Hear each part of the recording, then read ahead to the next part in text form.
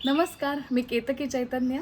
आज दुसरा व्लॉग मला करायचा होता आमच्या गोठ्यातल्या कपिला, गौरी, शंभू, श्रावणी यांच्याबरोबर. पण आमच्या बागेतल्या महेंद्राने आज त्यांना पहाटेच चरायला सोडलं लवकर दूध काढून. त्यामुळे आज त्यांच्याबरोबर तर व्लॉग करता येत नाही आहे दुसरा. पण आमच्या घराच्या बाजूलाच इतकी छान फुलझाडं आहेत आणि कोकणातल्या प्रत्येक घराचं हे वैशिष्ट्यच आहे की प्रत्येकाच्या परसात इतकी छान फुलझाडं असतात की रोजच्या देवाच्या पूजेला घरातलीच फुलं वापरली जातात. चला तर बघूयात, आपण फुलं गोळा करूयात देवपूजेसाठी. चला. छान लाल चुटूक जास्वंद,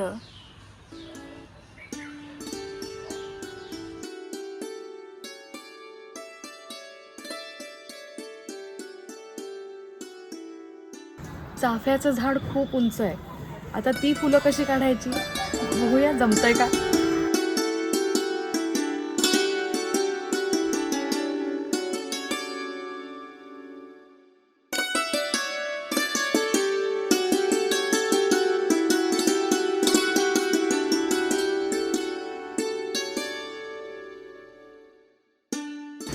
आभाळ खूप भरून आलंय, कधीही पाऊस पडू शकतो. त्यामुळे पटपट पटपट देवासाठी फुलं गोळा करायला हवी.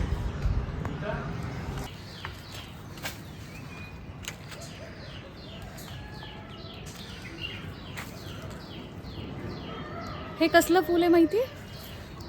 हे आहे अनंताचं फूल.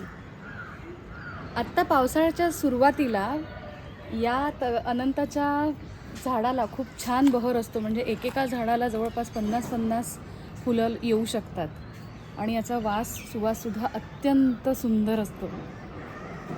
किती छान फुलं आले आहेत बघा.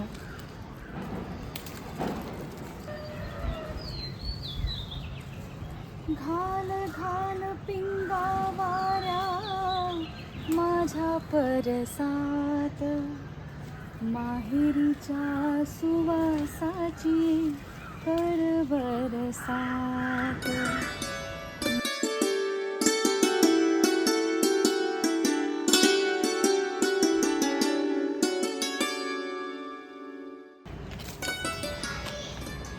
हे आमच्या परसातलं केळीचं झाड.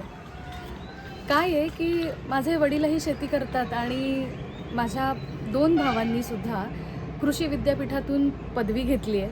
आणि हे जे केळीचं झाड आहे हे दापोली कृषी विद्यापीठामध्ये या केळीचं कलम केलेलं आहे. ही वेगळी जात आहे आणि याची केळी ही साधारण गुलाबी किंवा लालसर रंगाची आहेत.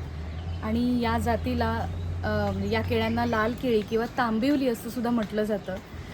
पण आमच्याकडे हे असे सगळे शेतीमित्र असल्यामुळे खूप वेगवेगळ्या जाती, वेगवेगळ्या वनस्पती, वेगवेगळ्या भाज्या, या सगळ्यांची माहिती या मंडळींना खूप आहे.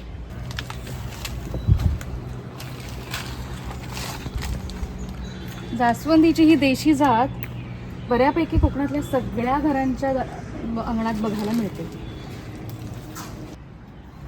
ही लांब लांबची फुलं काढायला आमच्याकडे गडकीसुद्धा वापरतात. म्हणजे एका लांब काठीला असा आकडा असतो तयार केलेला आणि त्याने या फांद्या आपल्या जवळ खेचून ही अशी लांबची फुलं काढता येतात. ही आहेत स्वस्तिकची फुलं. वळांजी म्हणून हा एक डोंगराचा प्रकार आहे, दिसतीये का. आणि ही इतकी विषारी मुंगळी आहे, म्हणजे हा डोंगरा इतका विषारी आहे की याने चावलं की तिथला भाग अतिशय गरम होतो. म्हणजे इतकी उष्णता तिथे तयार होते आणि प्रचंड झोंबतं, लाल होतं, दाद उठते. हे आहे पारिजातकाचं झाड, जे सगळ्या झाडांच्या मधोमध आलेलं आहे. पण आता त्याच्यासाठी एक छान वेगळी जागा आई शोधतेच आहे.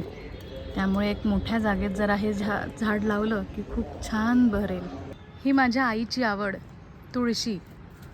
आमच्या तुळशी वृंदावनातली तुळस तिला कायम बहरलेली लागते आणि त्यामुळे अशा आता इतक्या छान तुळशी आमच्या बागेत आपल्याला बघायला मिळतात.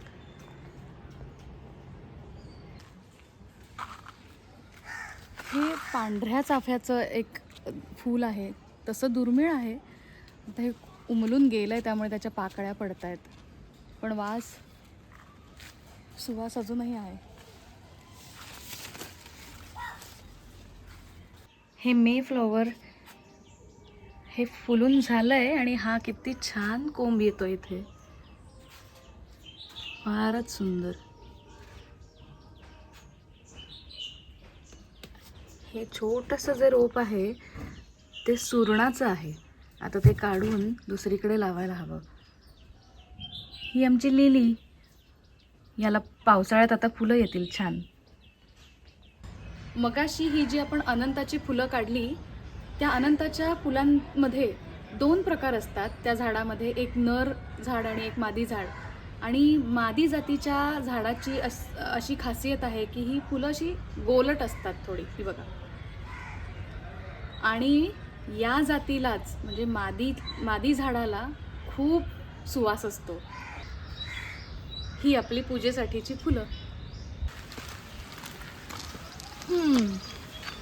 आज हा ब्लॉग करताना माझी आई म्हणाली, हे काय हा तू अवतार केलायस आणि कुठल्या अवतारात ब्लॉग करतेयस. मस्त काल रात्री मी छान केसांना चंपी केली आहे तेलाने.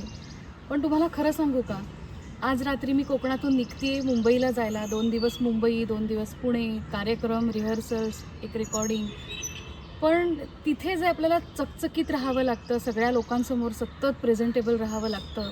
पण इथे घरी आल्यावर, गावात आल्यावर मला असं वाटतं की बास, मला कुठलंही टेन्शन न घेता छान चंपी, छान हवा तसा मोकळा ढाकळा अवतार असं करून राहायला मला खूप आवडतं.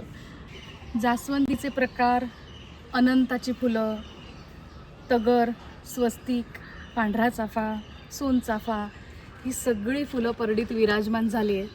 तुळस काढायची शिल्लक आहे, आता तुळसही काढेन. आणि आता ही सगळी फुलं आपण देवाला वाहूयात आणि आजच्या दिवसाची छान मंगलमय सुरुवात करूया.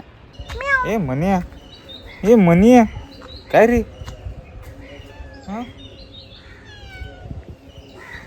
मगाशी ज्या भावाबद्दल बोलले तो हाच माझा खोडसाळा भाऊ.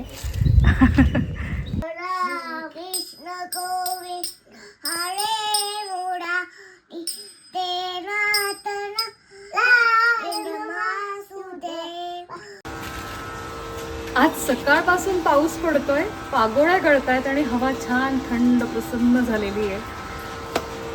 हा पूर्व मान्सून पाऊस आपण म्हणू शकतो. आणि मे महिन्यात जेव्हा हा पाऊस पडतो तेव्हा आपण त्याला वळिवाचा पाऊस म्हणतो. या पार्श्वभूमीवर मला गदिमांचे शब्द आठवत आहेत, बाबूजींचं संगीत आणि अर्थात आशाबाईंचा स्वर. जशी अचानक या धरणीवर गरजत आली वळवाची सर, तसे तयाने गावे, तसे तयाने गावे, आज कुणीतरी यावे, आज कुणीतरी यावे. सोडून या घरनाती गोती, सोडून या घरनाती गोती, निघून जावे तया संगती, कुठे तेही ना ठावे, कुठे तेही ना ठावे, आज कुणीतरी यावे, आज कुणीतरी यावे, ओळखीचे व्हावे, आज कुणीतरी यावे.